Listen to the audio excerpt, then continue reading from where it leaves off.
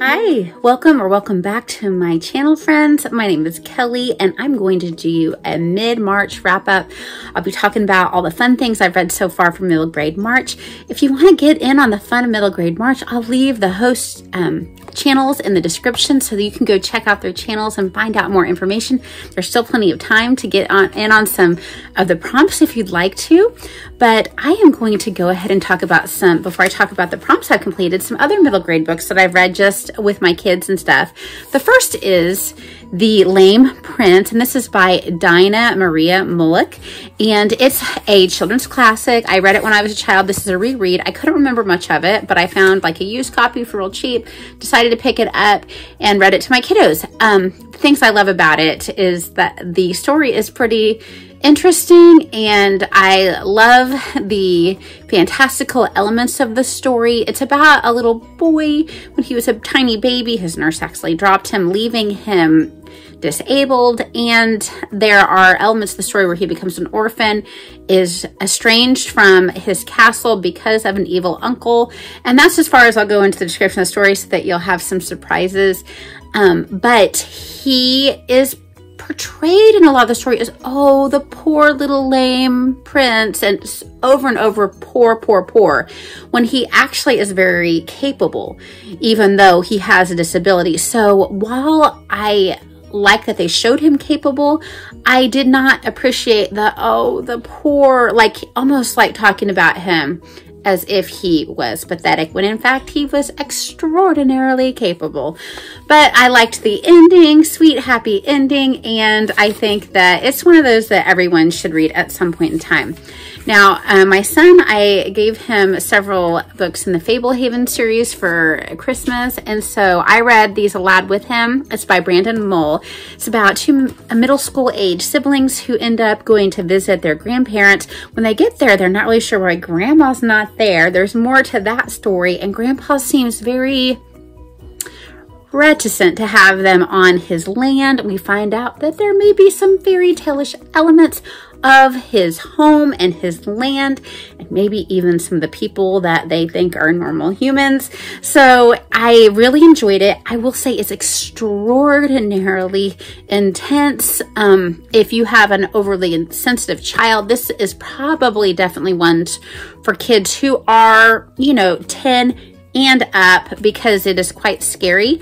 In part, there are also I will tell you, there's a part where there's a ginormous cow that is a, you know, not a normal sized cow that they're milking. And my son said, if they say the word teats one more time, 10-year-old boys. Anyway, but I liked it. I thought it was pretty good. The brother and the story was a little bit of a won't learn from his past mistakes type of kid, which I don't like, because I think you should see the characters kind of learning from their mistakes a little bit as the story goes on. And I don't really think he was learning quite fast enough from his mistakes. Now, this is not technically middle grade, but it read more like a middle grade to me. Cinderella's Dress, and this is by Shonna Slayton. It is a version of the Cinderella story where we have a teenage girl who lives in World War II times. Her father is part of the Monument Men, so we have a little bit of discussion of art, which is kind of cool, but is portrayed that Cinderella was Polish and her step siblings were jealous of the magical properties of her dress, and they are trying to get her dress back with their descendants. So there is a keeper of the dress, and this young girl finds out that her family in the past has been, and in the present, an aunt has been the keeper of the dress.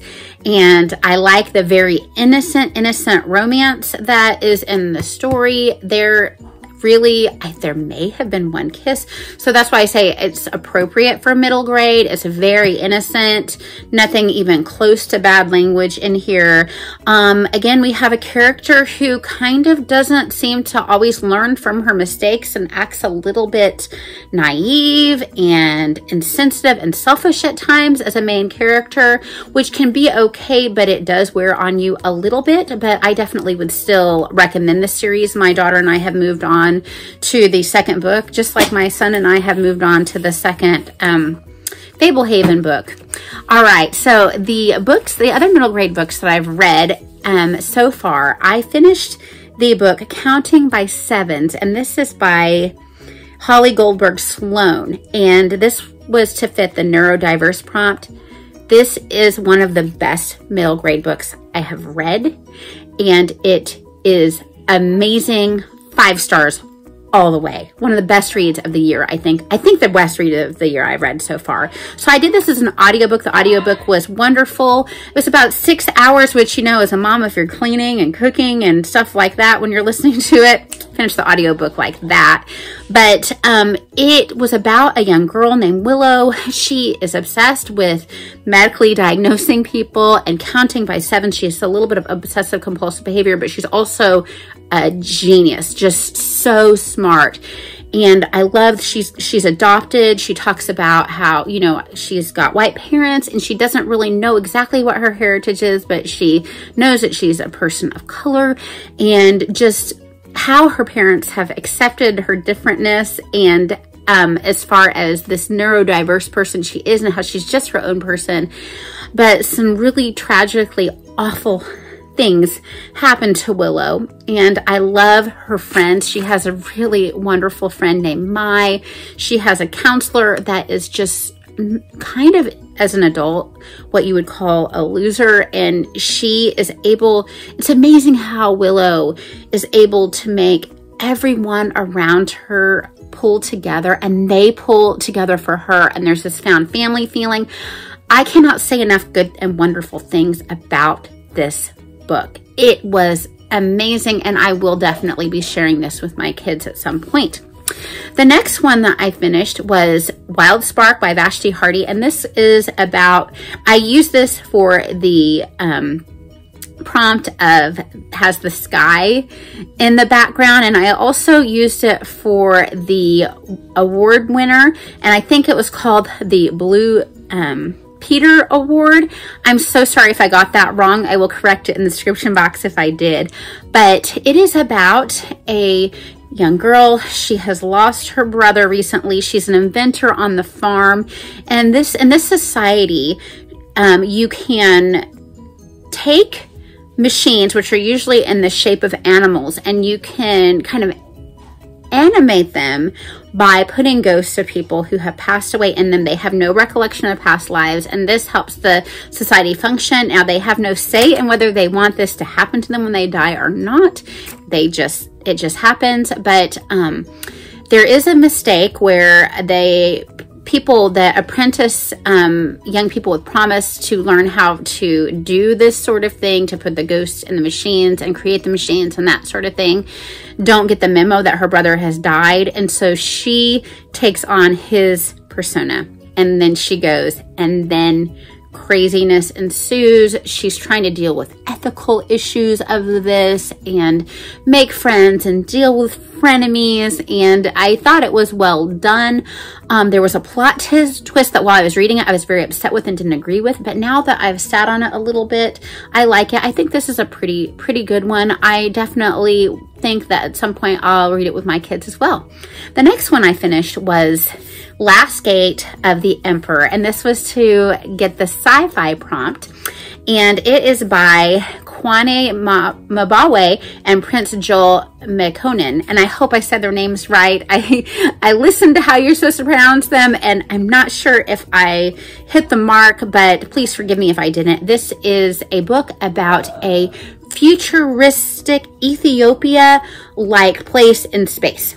So bear with me on that. So it's really cool. And so there is a young boy. He doesn't really know a lot about his past. He doesn't know a lot about his uncle's past. He's a little bit of a troublemaker, but a very smart guy. And he plays a video game type thing, but not really, because you're really in a flying ship. But equate it to the kids today, like playing Minecraft or something.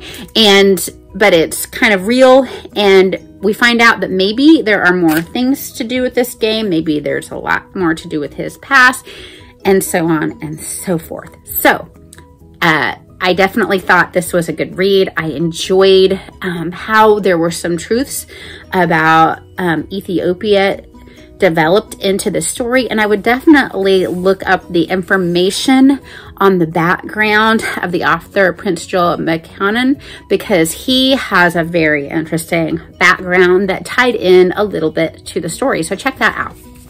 All right, so non-middle grade book that I've completed, not really an adult read either, but it was a YA fantasy, Sorcery of Thorns, and this is by Margaret Rogerson. This is my first Margaret Rogerson read, and I am a fan now. I really enjoyed this one. I read this for Jordan's book club, which is called the Court of Fables book club, and so this was their March pick. And it's about a young lady who works in a library that is magical. The books are actually little creatures, and there's something that goes horrifically wrong in this library, and she ends up having to go with a sorcerer to the big city to be put on trial for this, and she has been taught that sorcerers are evil.